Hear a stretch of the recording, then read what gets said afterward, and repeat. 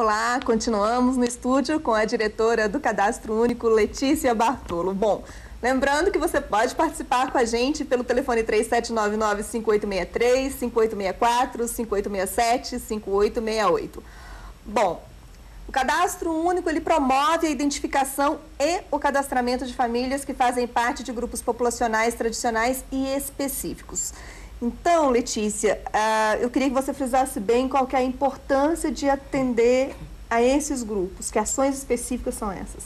Bem, o secretário falava que o Cadastro Único sempre teve muito cuidado com grupos historicamente excluídos, né?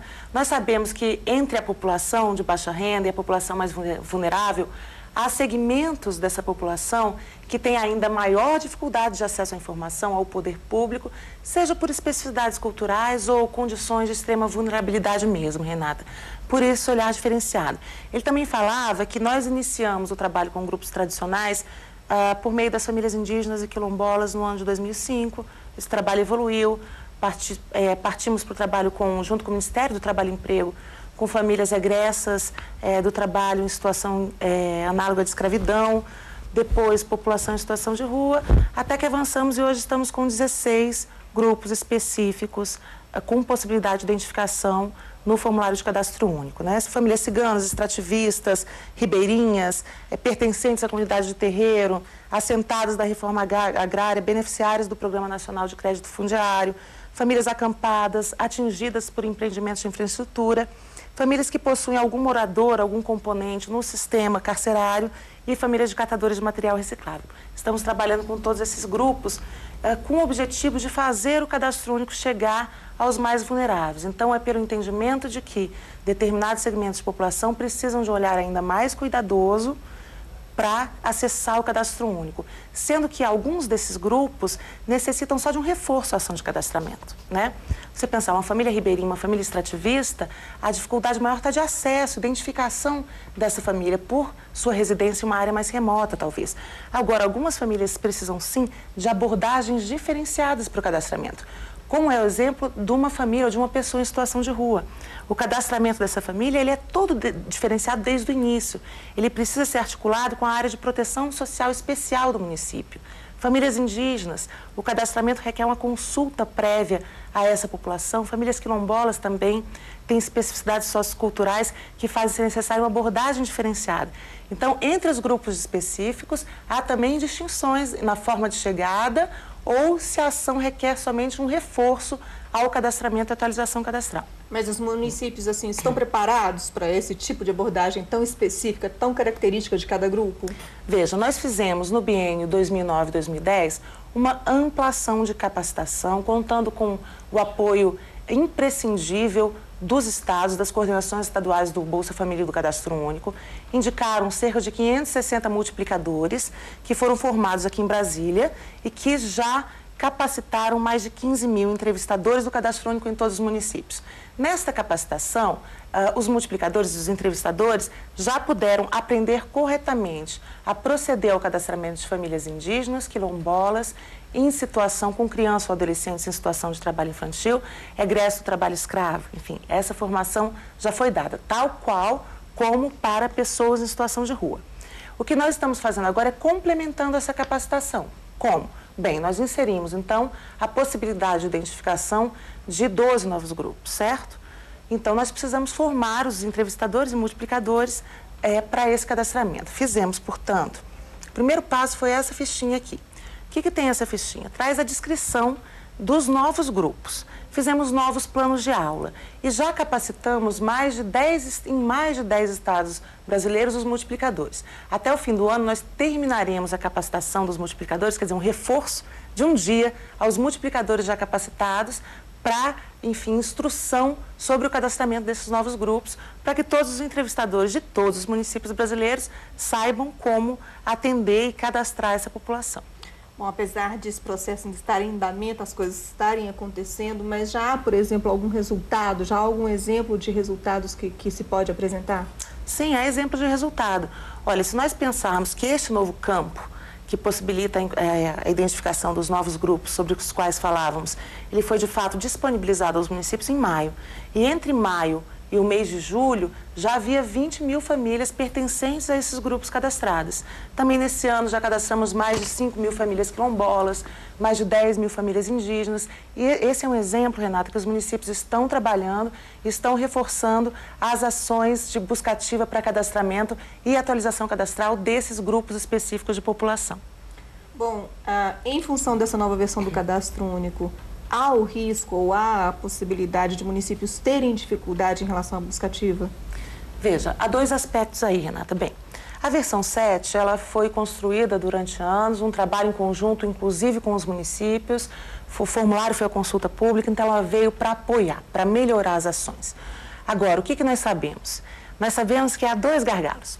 Um primeiro gargalo tem a ver com o fato da versão 7 ser online. Isso requer que o município tenha uma infraestrutura de conectividade. Bem, alguns municípios brasileiros, cerca de 200 municípios, não têm conexão com a internet que suporte a versão 7 do Cadastro Único. Para este grupo de municípios, nós estamos trabalhando com reforço às nossas parcerias para fazer a conectividade chegar, seja por meio do Ministério das Comunicações, seja por meio do Ministério da Defesa, que fizemos um acordo de cooperação com o Sistema de Proteção da Amazônia para levar a conexão aos municípios da Amazônia Legal. Então, mas a maior parte dos municípios, quando enfrenta problemas de conexão, não é mais um problema de lentidão que a versão 7 apresentou nos meses de abril e maio desse ano.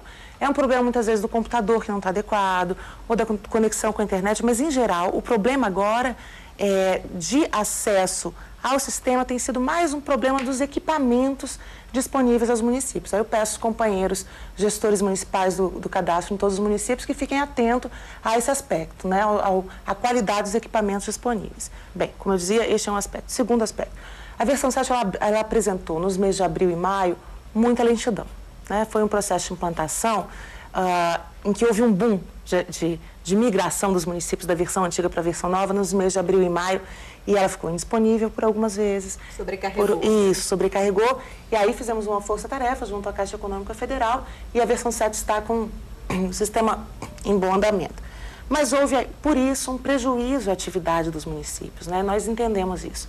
E é por essa compreensão, inclusive, e para que os municípios possam se dedicar à ação de busca ativa para cadastramento e atualização cadastral, ao mesmo tempo sem esquecer outras tantas tarefas como a revisão cadastral, as averiguações do cadastro único em decorrência de cruzamento com outros registros administrativos, enfim, para que os municípios consigam fazer tudo isso, é que houve na última reunião da Comissão Intergestora Tripartite da Assistência Social uma apresentação do secretário Tiago Falcão, enfim, e depois em conversa com a ministra Tereza Campelo, ambos acharam por bem fazer a prorrogação dos prazos da revisão cadastral e das auditorias por 2 meses.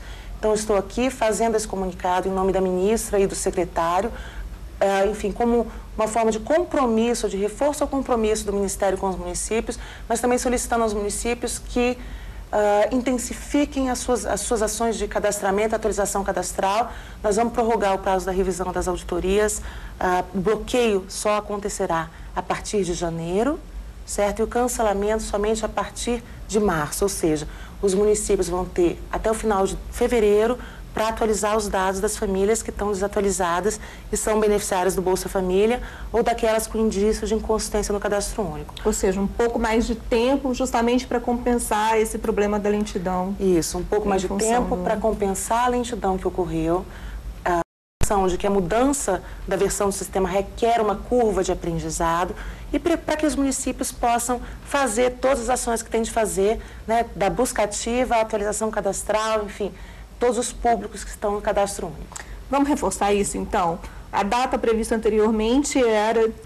Era agora fim de outubro para bloqueio e fim de dezembro para cancelamento. Ou seja, se o município não atualizasse o cadastro das famílias beneficiárias do Bolsa Família com inconsistência de informação no Cadastro Único ou com o cadastro desatualizado há mais de 2 anos, até outubro, essa família sofreria ação de bloqueio em novembro. Não poderia sacar seu benefício. E se esse cadastro não fosse atualizado até dezembro, em janeiro, o seu benefício seria cancelado. Ela deixaria o programa só por desatualização cadastral. Pelo entendimento de que a nova versão do sistema implicou lentidão de trabalho, né? E pelo entendimento de que é necessário olhar para dentro do cadastro, ou seja, não é necessário só trazer as famílias em extrema pobreza que estão fora do cadastro.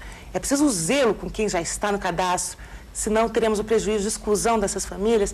Por esses entendimentos, o prazo foi prorrogado, de modo que os municípios terão até 31 de dezembro para fazer a atualização cadastral sem ocorrência de bloqueios e até 28 de fevereiro para fazê-la sem a ocorrência de cancelamentos.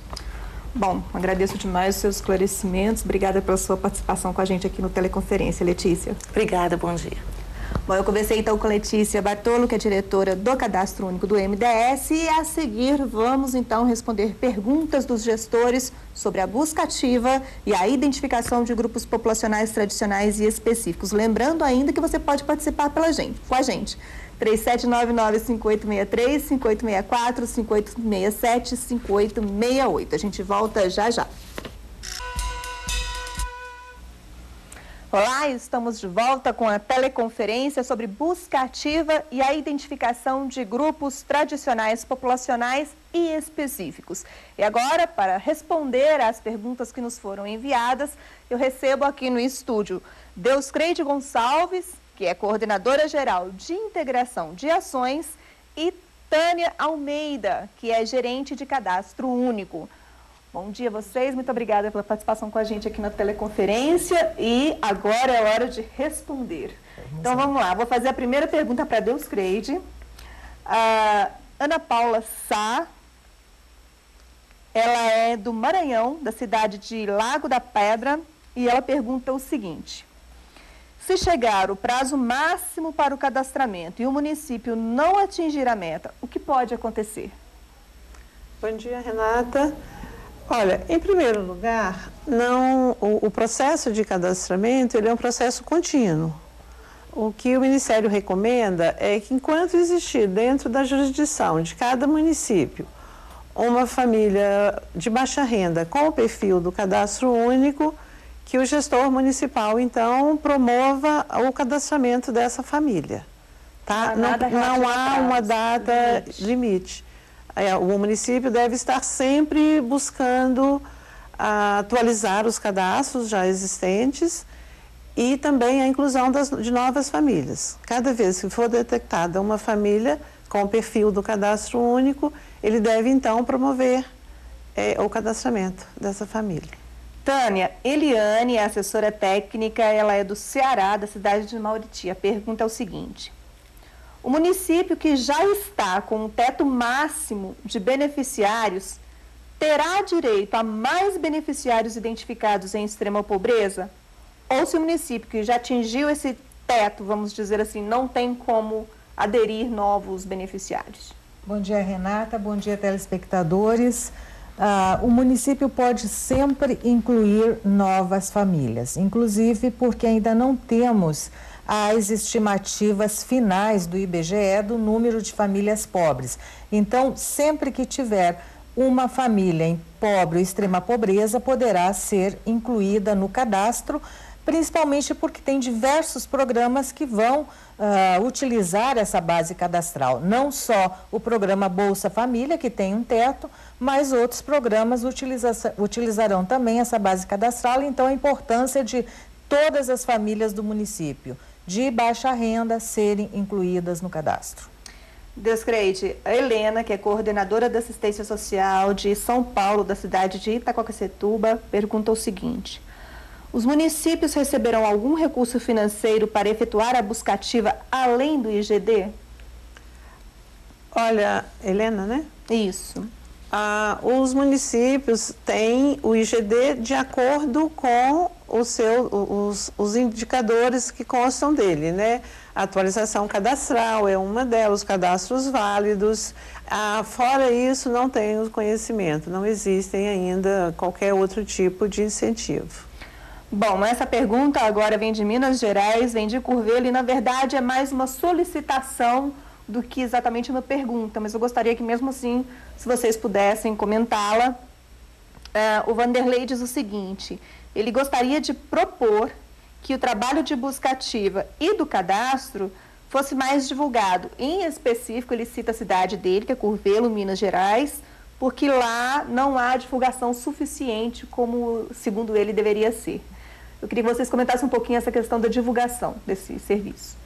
Nós estamos trabalhando na criação de peças publicitárias exatamente para divulgar o cadastro, mas isso nada impede, inclusive é excelente, que a Prefeitura possa estabelecer parcerias com a sociedade civil organizada, com igrejas, enfim, com todos esses equipamentos sociais existentes na comunidade para que faça essa divulgação do cadastro e eles também mobilizem para ações de cadastramento. Bom, vamos lá. Deuscreide, por que famílias pertencentes a comunidades de terreiro serão identificadas no cadastro único? Por essa lógica, famílias evangélicas, católicas, também não deveriam ser identificadas de uma forma diferenciada?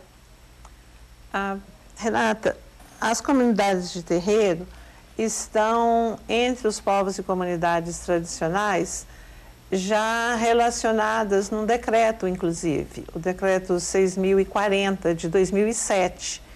Ele define várias categorias de povos e comunidades tradicionais e ali está a comunidade de terreiro. Por outro lado, quando você está falando de catolicismo, de evangélico, você está falando apenas de religião. E nesse caso das comunidades de terreiro, a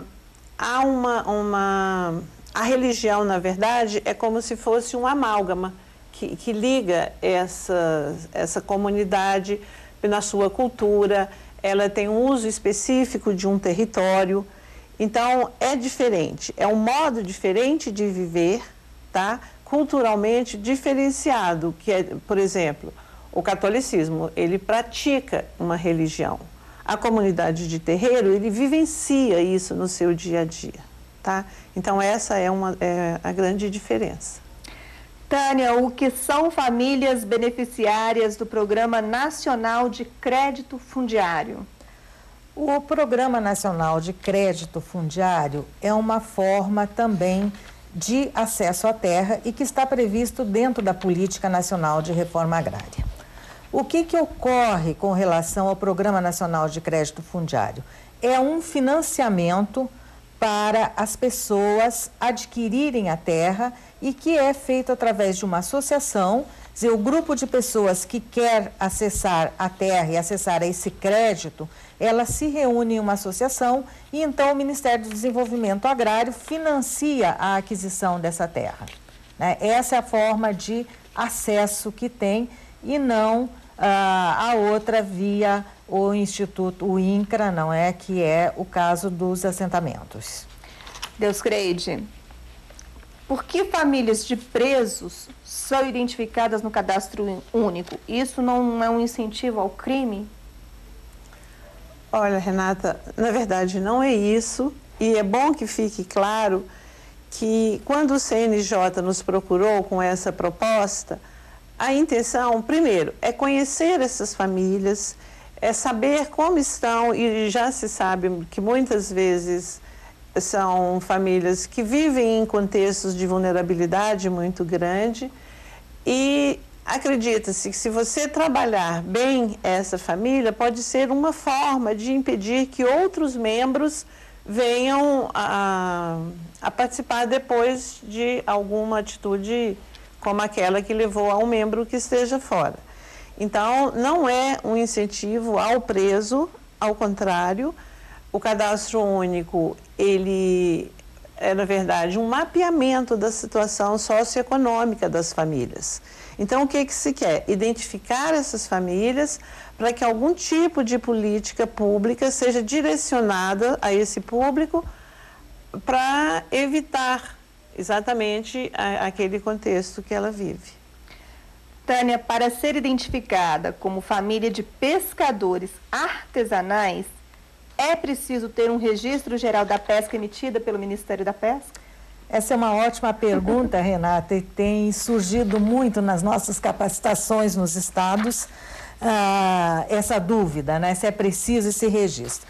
Primeiro, convém destacar que todas as nossas informações do cadastro único são autodeclaratórias, ou seja, elas não precisam mostrar nenhuma documentação, são autodeclaratórias. E o Registro Geral da Pesca, ela é feita pelo Ministério da Aquicultura e Pesca e dá direito ao pescador artesanal a acessar o seguro-defesa e outros benefícios que tem oriundas desse Ministério. Mas para efeitos de cadastramento não é necessário, basta que ele se autodeclare como pescador artesanal, né, e se orienta que ele seja encaminhado para esse registro geral da pesca, porque é importante que ele usufrua do seguro-defeso também, uma vez que é um período que ele não vai poder exercer essa função de pesca, não é? Então ele precisa receber esse benefício que é do Ministério da Aquicultura e Pesca.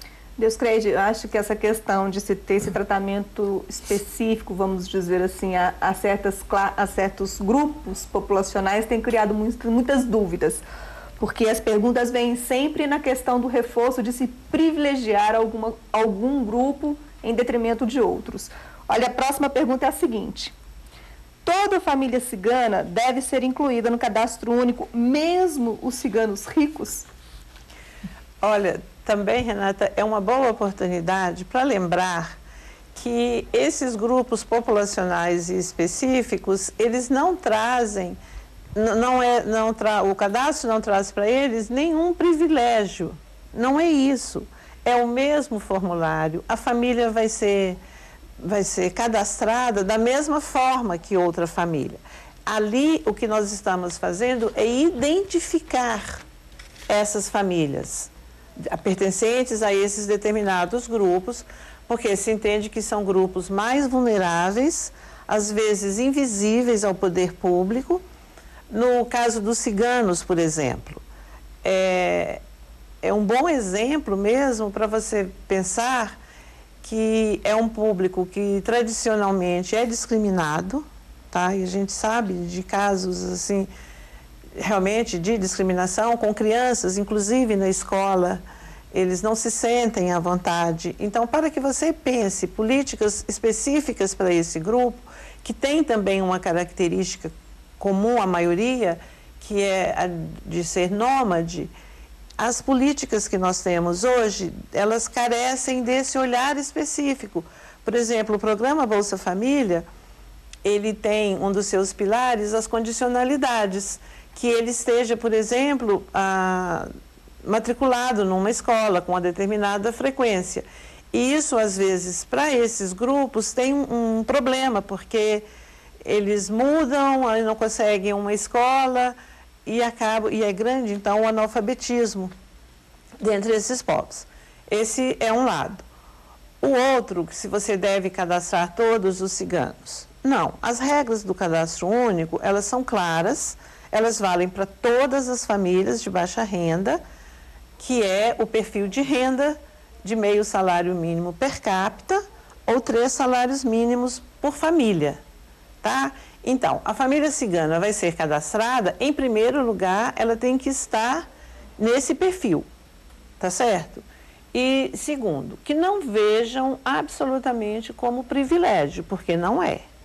Ele vai ser simplesmente identificada. Cadastrada, ela vai ser como todas as outras famílias de baixa renda do município. Tânia, o que são empreendimentos de infraestrutura? Os empreendimentos de infraestrutura são obras de grande porte, desenvolvidas pelo governo, né, nas suas diversas instâncias, federal, estadual ou municipal, e que diz, no caso aqui, para cadastramento, que eu imagino que seja esse o objetivo da pergunta, né? Por que estamos falando de empreendimentos, né? Porque é comum as famílias terem que ser deslocadas das suas residências, das suas terras, né? Em função desses empreendimentos. Ou porque uma estrada passou ali, ou uma barragem foi construída, né? Enfim. Então, essas pessoas precisam ser deslocadas e recomenda-se o cadastramento dessas famílias, tão logo se saiba da construção dessa obra. Essas famílias são cadastradas antes delas serem deslocadas desses locais e depois elas orientadas para que elas retornem à prefeitura, à gestão municipal e onde, quando elas forem efetivamente deslocadas, sejam marcadas como atingidas por obras de infraestrutura.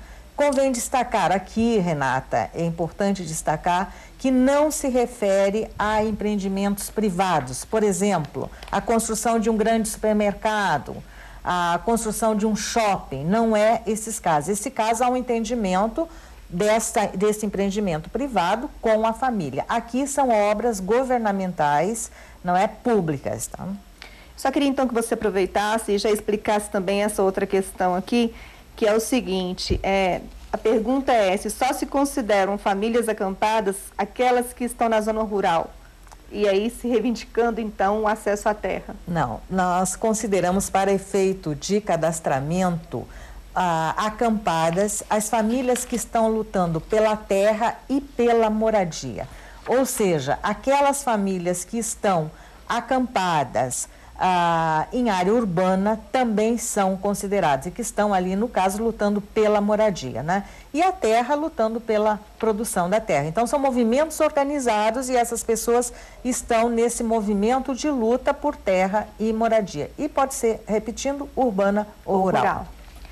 Deuscreide, a pergunta é o seguinte, a pessoa quer saber o seguinte: eu posso denunciar o trabalho escravo a partir da identificação da família no formulário do Cadastro Único? Renata, o trabalho escravo é uma chaga ainda hoje na nossa sociedade que deve ser combatido e denunciado sempre, só que o Cadastro Único não é exatamente um instrumento para isso. Mas se você conhece, se você que está no município conhece a existência de trabalho escravo, seja em uma fazenda ou em algum setor da sociedade, mesmo no meio urbano, porque nós sabemos também que existe também no meio urbano, por favor, denuncie, procure as superintendências regionais do Ministério do Trabalho, a Pastoral da Terra, também da Igreja Católica, tem importante trabalho sobre isso. Várias ONGs vêm trabalhando com apoio, né, a tentativa de erradicação. Aliás, o Brasil tem um compromisso com a Organização Internacional do Trabalho e com a sociedade também de erradicar esse tipo de situação com os nossos trabalhadores. Mas, voltando ao Cadastro Único, quando o trabalhador ele é incluído no Cadastro Único e aí deve ser identificado como egresso desse trabalho, ele já foi encontrado pelo Ministério do Trabalho. Já houve um momento de resgate. A partir desse momento, o Ministério, então, elabora uma lista com o nome desses trabalhadores e o endereço que ele diz de onde ele veio. Então, automaticamente, o processo já é feito anteriormente ao cadastro. Exatamente. Nesse caso, ele já está, mas isso não invalida a preocupação dos municípios que deve ser... e tem também um outro parceiro que ele pode buscar no município, que é a Secretaria de Justiça, Direitos Humanos, que todos esses parceiros podem encaminhar nesse aspecto, exatamente. Né? Tânia, a última pergunta desse bloco, para a gente continuar no bloco seguinte. A atualização cadastral é o mesmo que busca ativa? Bem, a busca ativa nós podemos ter, vamos dizer assim, duas formas de busca ativa. Uma para inclusão no cadastro e outra para atualização cadastral. Então, temos essas duas formas. Precisamos incluir as famílias e, como disse nossa diretora Letícia no bloco anterior, precisamos manter atualizado o nosso cadastro. Precisamos ter um cuidado especial com quem já faz parte do cadastro, que é a atualização cadastral.